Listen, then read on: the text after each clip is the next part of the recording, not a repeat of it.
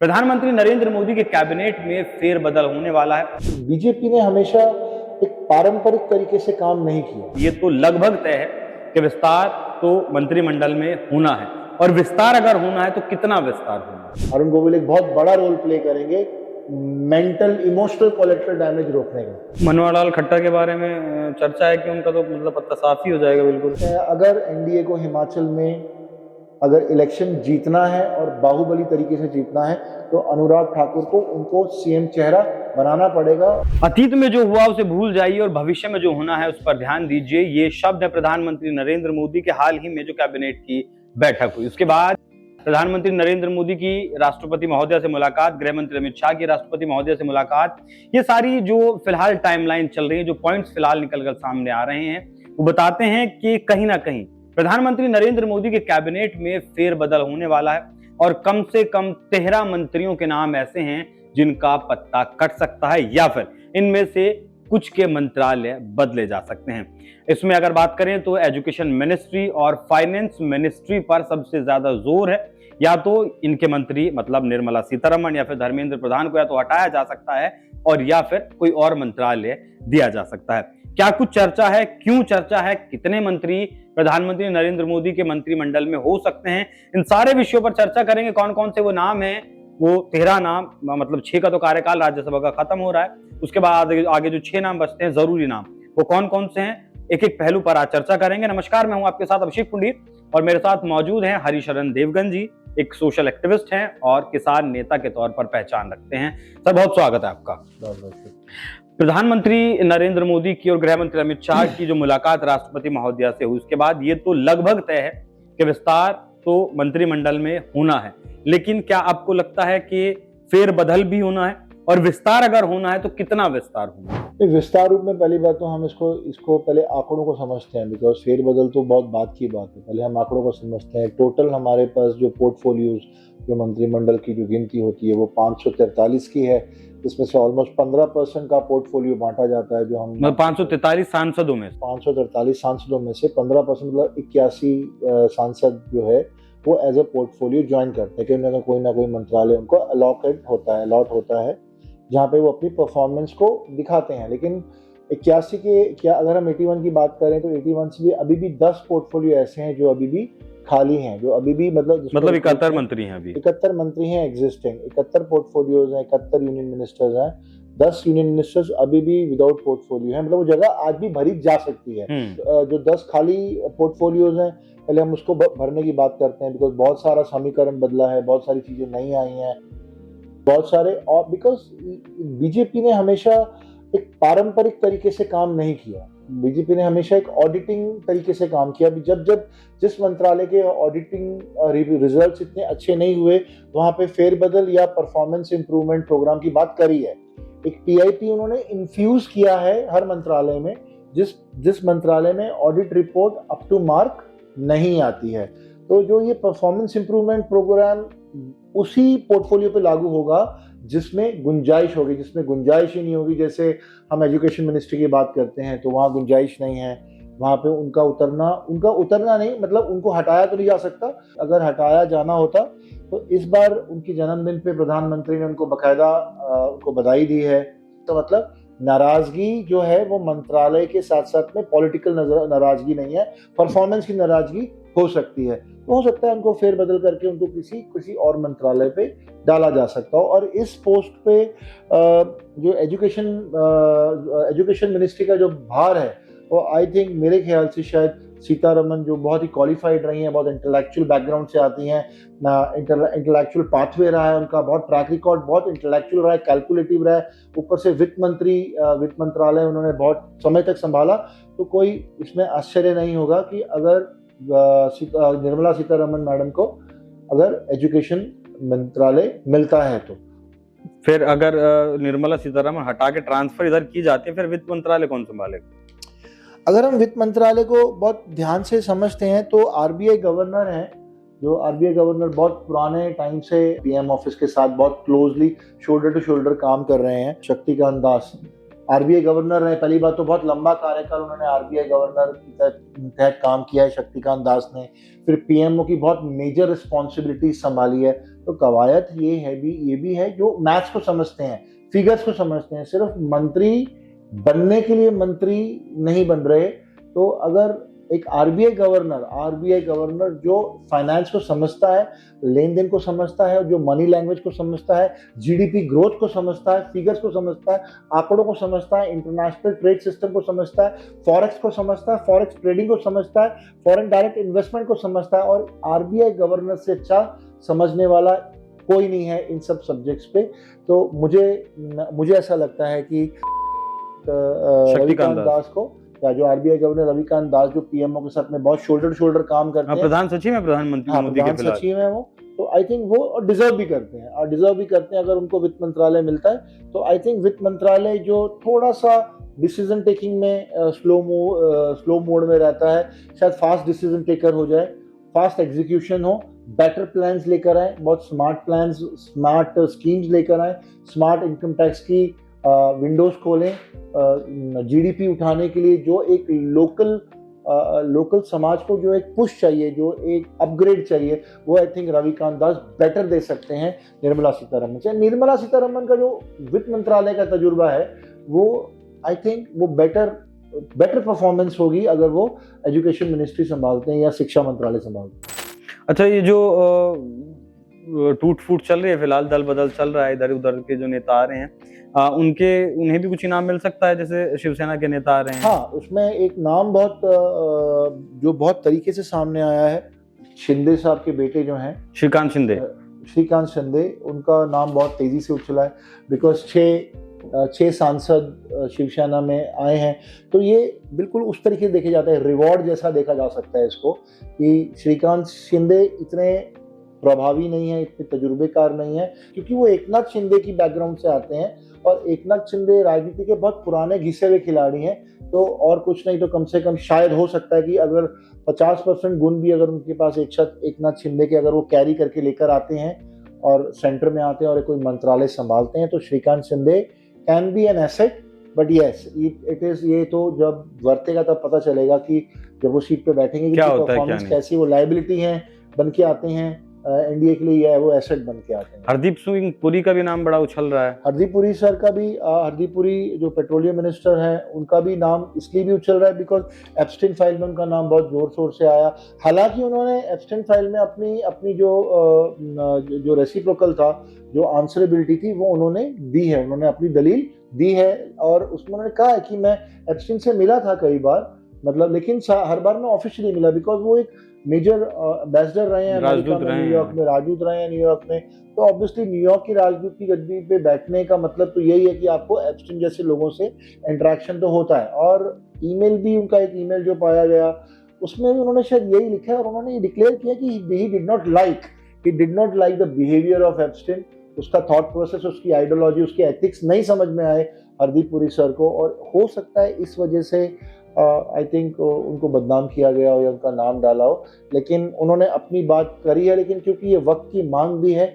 और हाँ, लेकिन अभी ये स्टेट ऑफ वार हार्मोस में जो युद्ध चला है ईरान और इजराइल का, इसमें जो भी गैस की कमी हुई, जो एक बहुत बड़ा चैलेंज था, इस गैस की कमी को या पेट्रोलियम कमी को या क्रूड ऑयल की परचेजिंग को लेके हरदीप पुरी ने बहुत ट्रेमेंडसली, बहुत अप्रिशिएटिव कदम उठाए, बहुत नाइसली और डिसेंटली कॉस्ट कटिंग को और नए विकल्प निकाले तेल को एक्सट्रैक्ट करने के लिए ट्रांसपोर्टेशन में, भले वो सी लॉजिस्टिक था या वो कंटेनर थे या वो टैंकर लॉजिस्टिक थे, टैंकर शिप्स थे, भले वो रशिया से तेल खरीदा, किसी प्रकार का कोई नेगोशिएशन था, नेगोशिएशन स्किल्स बहुत अच्छे थे, डेमोन्स्ट्रेशन से ज़्यादा नेगोशिएशन किया, और इसका सीधा असर हमारे देश को हुआ है। बट फिर भी एप्स्टीन फाइल हो सकता है एक बड़ा नाम हो, बड़ा ब्लेम हो, तो इसमें हरदीप पुरी का तबादला होना या किसी और मंत्रालय में शिफ्ट होना मैंडेटरी भी है, और शायद मेरे ख्याल से वक्त की जरूरत भी है। राघव चड्ढा, यस, ऑब्वियसली राघव चड्ढा की हम बात करते हैं तो राघव चड्ढा ने ऑब्वियसली एक एकदम गोल्डन आई, एकदम ब्लू आइड बॉय की तरह काम किया है, लाइक बिल्कुल एक विभीषण का वाला काम किया है उन्होंने, कि रावण की लंका में आग लगाई। तो जिस प्रकार का उन्होंने, I think he should be rewarded, because जिस तरीके से उन्होंने आपकी लंका में आग लगाई है, मे बी विभीषण बोलना शायद गलत होगा, लेकिन हाँ, जिस तरीके से उन्होंने भांडाफोड़ किया है आपको, आपकी पार्टी के अंदर, और 6 सांसद लेके आना, 6 वो सांसद जिसको कन्विंस करना एनडीए की आइडियोलॉजी पे, बीजेपी की आइडियोलॉजी पे, उनके एथिक्स को कन्वे करना, निडर होके उनको एक्सट्रैक्ट करना और उनकी हामी लेना। बिकॉज कोई भी नहीं चाहेगा, कोई जो 6 सांसद आए हैं, 6 सांसद में से कोई भी सांसद ऐसा नहीं है जो अपने लिए मुसीबत बनाना चाहेगा या जताना चाहेगा, ऑब्वियसली। और ये बड़े नाम हैं, पैसों से भी भरे हुए हैं, कनेक्शन से भी भरे हुए हैं, दिमाग से, मेंटली, इकोनॉमिकली, फिजिकली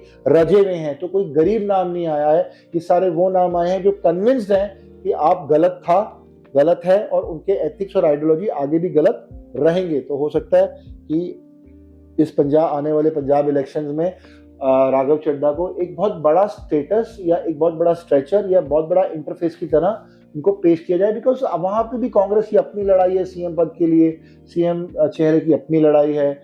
बादल सरकार की बात करता हूं तो बादल सरकार का कोई वजूद रह नहीं गया, बहुत कम फुटमार्क हैं। जीजा साले की इतनी बहुत ज्यादा जो क्या कहते हैं, बहुत जो चढ़ाई थी वो इतनी नहीं है, लोगों को समझ आने लगा है, लोगों की फेवरेटिज्म से अकाली दल खत्म हो गया है। भगवंत मान की बात करते हैं तो वो फिलहाल अकाल तख्त के इल्जामों में और सिख पंथ के, सिख समाज के लोगों के नजरों में वो एक मुजरिम है और उसके हिसाब से वो इल्जामों में घिरे हुए, वो साबित हो या ना हो, लेकिन ये इल्जाम ही अपने आप में एक बड़ा इल्जाम है। अगर गलती से भी लगा है तो ये इल्जाम के दाग बहुत जल्दी निकालने आसान नहीं है। तो सिख कम्युनिटी के नज़रों में भगवंत मान बिल्कुल डेफिनेटली बहुत लो प्रोफाइल है और आउट ऑफ द आइज है। जब आदमी आंखों से दूर होता है तो वो दिल से भी दूर हो जाता है, जब वो दिल से दूर होता है तो वोटों से भी दूर हो जाता है। मनोहर लाल खट्टर के बारे में चर्चा है कि उनका तो मतलब पत्ता साफ ही हो जाएगा बिल्कुल। एज भी है, बुजुर्गियत है उनकी, और मनोहर लाल खट्टर साहब उन्होंने बहुत लंबे संगी रहे हैं। वो आरएसएस का बहुत लंबा प्रोग्राम रहा है उनके साथ में, लंबा उन्होंने कार्य किया है, बहुत लंबी सेवा करी है। बट कहीं ना कहीं जाके एक पड़ाव आता है जहाँ पे मनोहर लाल खट्टर का आई थिंक वक्त को देखते हुए आज एक एनर्जेटिक, एक नया और एक ऊर्जा से भरा हुआ, कोई एनर्जी से भरा हुआ कोई मंत्रालय संभाले तो उसका हशर और उसके रिजल्ट्स बहुत फास्ट होते हैं। मतलब आई होप, मतलब उम्र भी कोई तकाजा होती है, मतलब उम्र का भी अपना एक रोल प्ले होता है और जब आदमी उम्र दराज हो जाता है तो उसकी एक लिमिटेशंस आती हैं और वो उनके एक्शन से और परफॉर्मेंस से पता चलता है। मतलब ऑडिट बेस्ड है ये सारा कुछ। मतलब हो सकता है, जरूरी नहीं कि उम्र ही एक रीजन हो, लेकिन जो भी उनके पास मंत्रालय रहा तो वो मंत्रालय अपनी स्पीड में, अपने चाल में चल रहा है, उसमें कोई नया डेवलपमेंट नहीं है, कोई नया सनराइज नहीं है, कोई नई स्कीम नहीं है, नया कोई एग्जीक्यूशन नहीं है, कोई नया फेरबदल नहीं है। And changes are always better.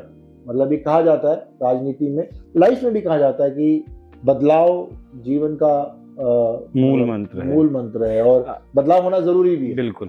Nitish Kumar का भी नाम चल रहा है फिलहाल के वो सम्मान शायद नीतीश कुमार को नहीं दिया गया। ऑब्वियसली 2000 मतलब इतने लंबे कार्यकाल थे चीफ मिनिस्टर रहने वाले जो नीतीश कुमार थे, उनको चीफ मिनिस्टर से बिल्कुल निकाल के राज्यसभा में भेजा गया। तो ये अपने आप में वो राजनीति का क्या समीकरण है ये कहना थोड़ा मुश्किल है, लेकिन इतनी दूर से चीफ मिनिस्टर की ताजपोशी से उतार के राज्यसभा में लेके आना और राज्यसभा में लाए हैं और कभी तक कोई पोर्टफोलियो नहीं दिया, ये भी अपने आप में बहुत बड़ा प्रश्न है। नीतीश कुमार को इतने अनुभवी नेता, और कभी एक जमाने में कभी ये प्रधानमंत्री, प्राइम मिनिस्टर की दौड़ में, मतलब उनकी कंटेंशन में नाम लिया जाता था नीतीश कुमार का, लेकिन आज वो सिर्फ राज्यसभा के मेंबर हैं और अभी कोई पोर्टफोलियो भी नहीं मिला।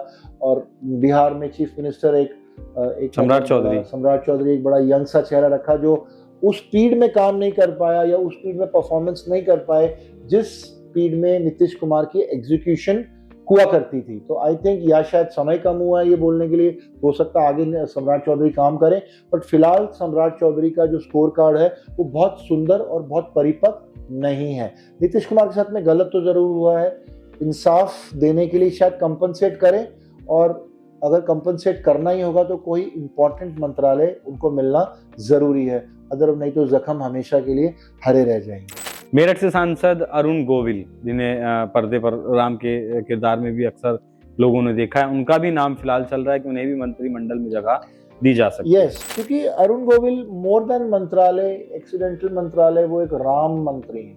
राम मंत्री का मतलब बिकॉज उन्होंने राम का एक रामायण में किरदार निभाया था, तो आज भी लोग उनको राम के नाम से या राम की इच्छा से देखते। वो भाव है, वो मंत्री है ही नहीं, तो वो लोगों का भाव है और उन्होंने वो भाव कायम किया है। क्योंकि राम मंदिर में जो चोरी का मैटर भी चल रहा है, जो एक प्रोग्राम चल रहा है, जो चोरी का एक मैटर बहुत उलझा हुआ है, श्रद्धाओं लोगों का मन बहुत हिताश है, लोगों का दिल टूटा हुआ है, लोगों का भरोसा उठ रहा है। वो कोलैटरल डैमेज रोकने के लिए अरुण गोविल का चेहरा बहुत हद तक काम आएगा। और अगर उनको कोई प्रोफाइल मिलता है तो जो बहुत ही नॉन इंटेलेक्चुअल राम फॉलोवर्स हैं, राम जी के फॉलोवर्स हैं, या जो इनका भाव जमीन से ज्यादा गहरा है, अरुण गोविल एक बहुत बड़ा रोल प्ले करेंगे मेंटल इमोशनल कोलैटरल डैमेज रोकने का।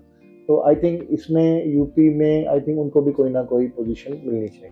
हिमाचल में भी चुनाव है अगले साल और हिमाचल से अनुराग ठाकुर को फिर से मंत्रिमंडल में जगह दी जा सकती है, ऐसी भी फिलहाल चर्चा है। Anurag Thakur is a capable and a very respectable interface, एक इमेज है। वो हमेशा से प्रधानमंत्री पीएमओ के ब्लू आइड बॉय रहे। मुझे नहीं मालूम कि 2024 में उनको कोई मंत्रिमंडल क्यों नहीं दिया गया, लेकिन क्योंकि हिमाचल में भी चुनाव अभी आ रहे हैं और अनुराग ठाकुर हिमाचल के हैं और हिमाचल में बहुत चर्चित चेहरे हैं, बहुत रिनाउंड चेहरे हैं और वांटिंग है। आई थिंक जब मैं इस बार पालमपुर जब मैं गया था वहाँ पे एक लेक्चर डिलीवर करने के लिए, तो वहाँ मैंने ये महसूस करा कि अनुराग ठाकुर की जो फैन फॉलोइंग यंग जनरेशन में जो है वो काफ़ी ज़्यादा है।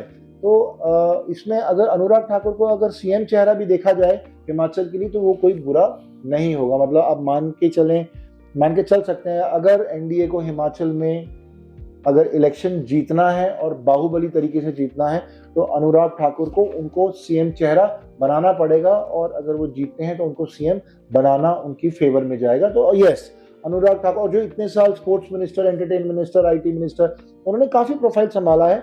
2024 में मेरे ख्याल से शायद वो उनको विराम मिला है, बट ये उनका अगेन इन एक्शन टाइम है। हिमाचल के जो इलेक्शंस के जो हालात हैं, जो इस टाइम रंग रूप है, Anurag Thakur can be an ace card, वो एक इक्का बन सकते हैं, मतलब तुरुप का इक्का बन सकते हैं हिमाचल के लिए। तो फिलहाल जो 71 मंत्री हैं वही रखे जाएंगे या फिर हो सकता है कि ये संख्या बढ़ाई भी जाए? जिस तरीके से आपने बताया कि 10 अभी मंत्री पद जो है वो खाली हैं। मंत्रालय देना कोई ऐसा तो है नहीं किसी को कोई जमीन का हिस्सा देना है। मंत्रालय इज नॉट मतलब ये जो एक्चुअल अगर हम बात बोलें तो मंत्रालय मिलना या मंत्रालय देना रिवॉर्ड से ज़्यादा, अवार्ड से ज़्यादा, डेकोरेशन से ज़्यादा वो एक रिस्पॉन्सिबिलिटी है। और वो मतलब जो भी रिस्पॉन्सिबल होगा, जो उस लायक होगा, जो डिज़र्व करेगा, उसकी मंत्री बनने की जो डिज़ायर है वो पूरी करी जा सकती है। बहुत क्लियर मॉडल रहा है बीजेपी का, फर्स्ट डिज़र्व देन डिज़ायर। तो पहले डिज़र्व करो फिर अपनी डिज़ायर रखो, भले वो आपको मंत्रालय चाहिए, कोई लोग लॉबिंग करेंगे कि मुझे ये मंत्रालय दिला दीजिए, वो मंत्रालय, बट आई थिंक प्रतिक्रिया के तहत बीजेपी ने हमेशा अपना मंत्री चुना है।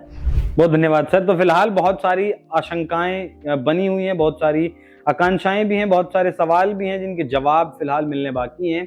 मंत्रिमंडल का विस्तार होगा, कितना होगा, किन नामों को लिस्ट से हटा दिया जाएगा या फिर किन के जो प्रभार हैं, जो मंत्रालय हैं वो बदले जाएंगे, जल्द ही ये होने वाला है। 28-29 तारीख सूत्रों के हवाले से दी गई थी, लेकिन अभी तक नहीं हुआ है। तो कभी भी ये कदम, बड़ा कदम आपको देखने के लिए मिल सकता है। एक बार फिर आपका बहुत धन्यवाद सर जुड़ने के लिए हमारे साथ। बाकी आप लोग इस विषय पर क्या कुछ सोचते हैं, कमेंट बॉक्स में अपनी राय जरूर दीजिएगा। नमस्कार।